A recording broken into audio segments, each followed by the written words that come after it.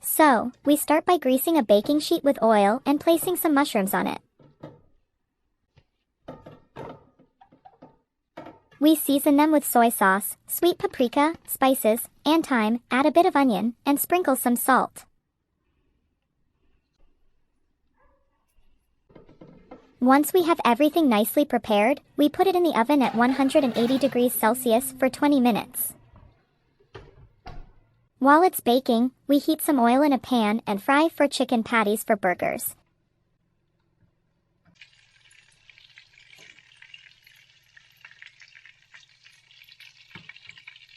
And then another 4 to satisfy our appetite. We also fry at least 4 slices of ham. Once we have everything nicely prepared, we prepare some onion, remove the mushrooms from the oven, and start assembling our super healthy low-calorie burgers. It's going to be fantastic. We assemble everything nicely, and it's done.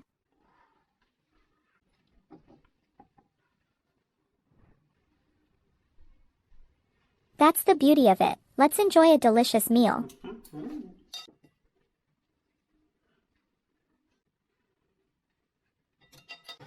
Super healthy, almost vegan, low-calorie burgers are ready. Super yummy.